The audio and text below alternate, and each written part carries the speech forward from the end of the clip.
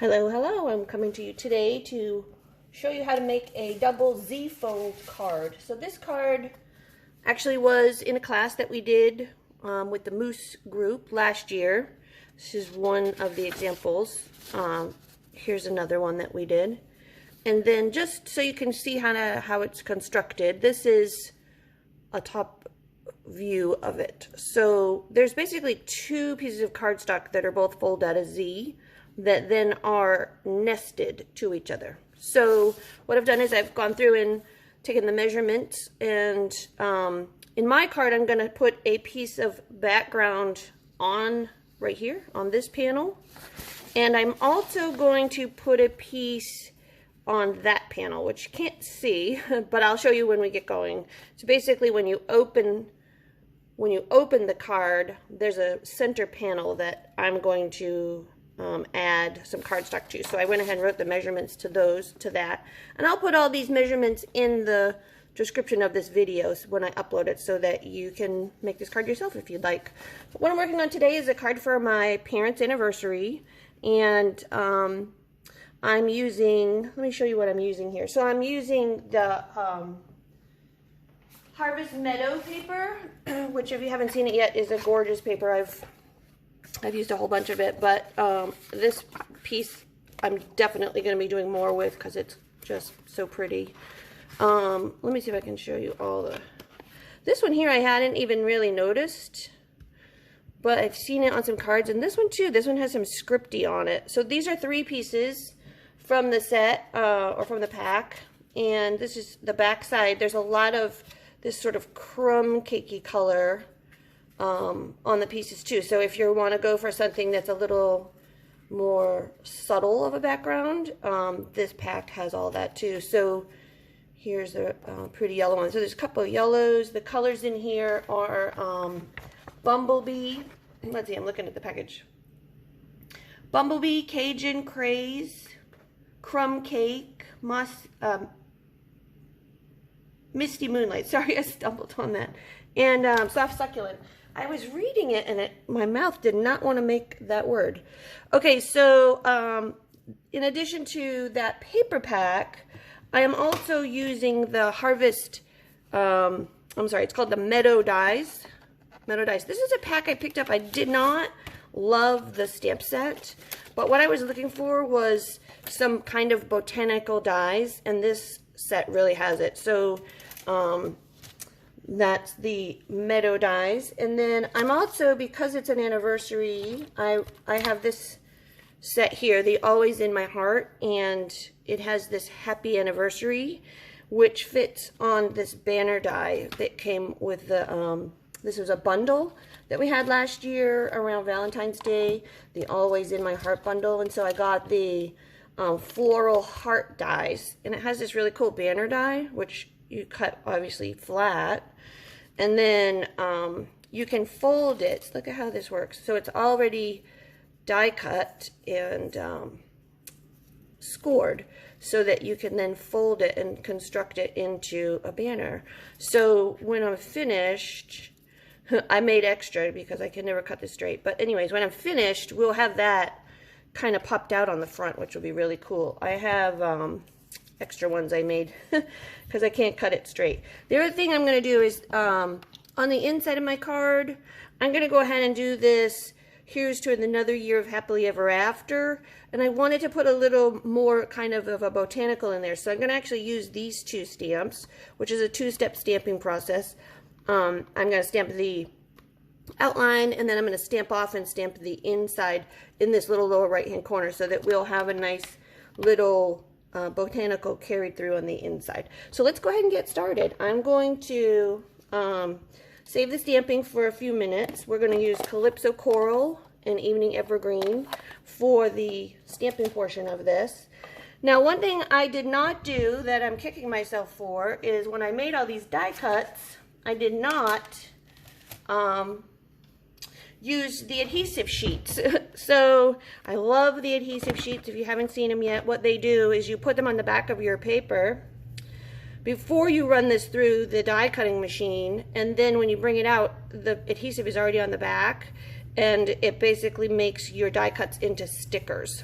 The adhesive sheets, they come in a big pack of 12 sheets, and they're about 6 by 12. So you can cut a little piece to put on your piece that you're die cutting.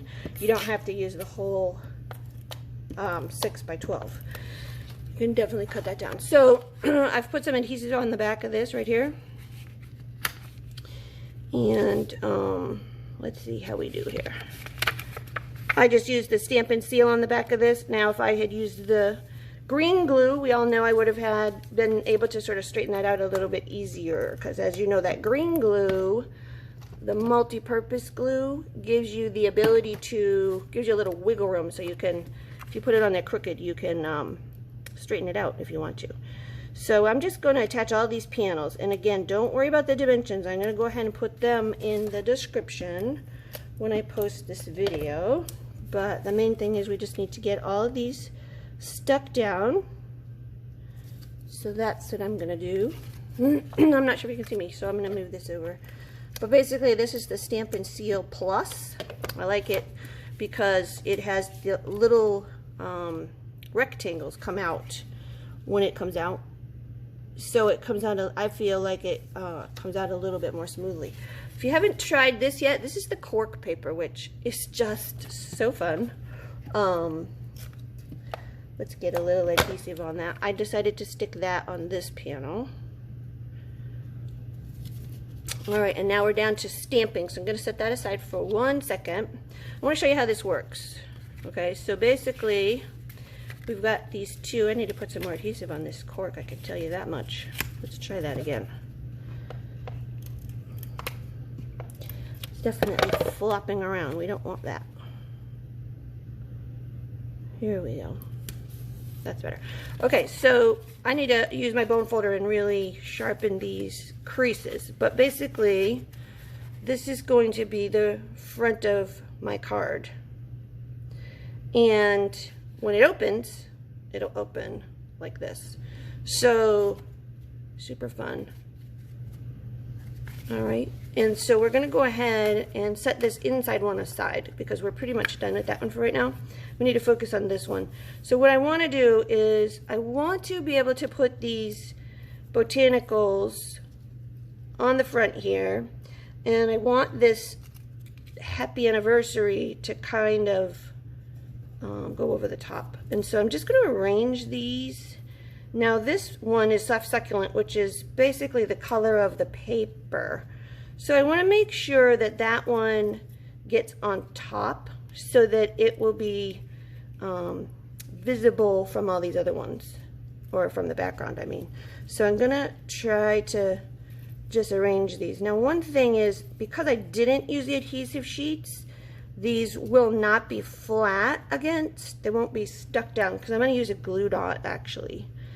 And I might not use this one because I don't love how it's the same color, but these are kind of pretty. So I've just made a little bit of a messy bouquet here on the front. I'm pretty happy with all that. So what I'm going to do is, I really want these stems to be, I think I really want these stems to be hidden behind this, but maybe I don't. I'm going to go ahead and use some glue dots and stick those down, and then I'm going to give them a trim. So I love my take your pick tool for jobs like this. I have the pointy end, and a lot of people, if you're doing something little, you can just stick it on the strip, but because I have these already positioned where I want them, I'm just going to use a little glue dot and my tool to kind of stick them down. So one thing I also already used this tool for is, these little parts did not pop out, so I was able to poke them out with my tool, and that worked really well before I stuck them down. This one I want to make sure, here, let's move that cork one out of the way. I want to make sure this one here doesn't get too tall behind in the back there, so I'm going to go ahead and stick that down right there. A couple more pieces of glue dot and we should be in good shape.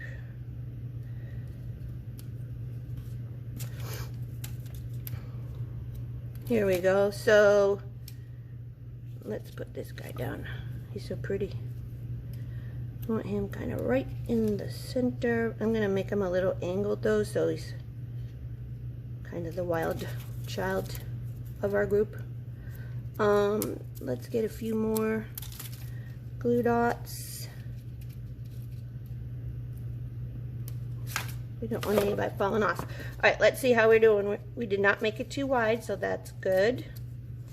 And I'm going to start with trimming these so that they're right at the edge of the card there. But I might end up giving them a bit of a more of a haircut. And I still haven't decided about this one. I feel like it could go right there and not be too much. Let's do it. So we need a little bit more glue dots. I'm only going to put the glue dots on the top of this one because I'm planning to cut quite a bit of it off. It's a little bulkier than I want it to be. So, but I think it could go right in here and not be too much of a problem. All right, so let's see. We've got our happy anniversary that's going to go. Oh yeah, that's pretty. See, add just a little bit of filler right there. It's kind of nice. So let me get my scissors out. And what I'm going to actually do is turn this card over and use the card base as a guide for cutting. So I'm going to go ahead and give this a snip. This one here is going to get a big haircut. And I am just ignoring those leaves at the bottom because I don't really want them cut off. I just want them completely off. There we go. That looks pretty good. Let me get that mess out of the way. All right, let's see what we've got here. So I don't love the stems down here, but I think if I were to cut them off and make these flowers all floating, I think that would look a little bit odd. So I'm going to go ahead and leave it the way that it is. It's a little messy, like I'd prefer for that to be covered up. And in the end, what I could do is stick my scissors up in there and trim those off since we didn't glue them down. So we'll go ahead and make that decision in a little minute. But first, let's go ahead and get to some stamping. So I'm going to flatten this one out since I've already folded it. I'm going to set this guy aside. We've got to stamp this and this happy anniversary, and then we're going to stamp this. It says, here's to another year of happily ever after.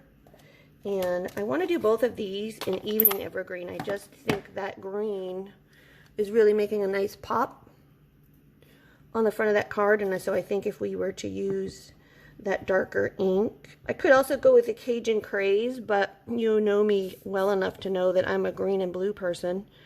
So rather than orange, I'm definitely going to go with green.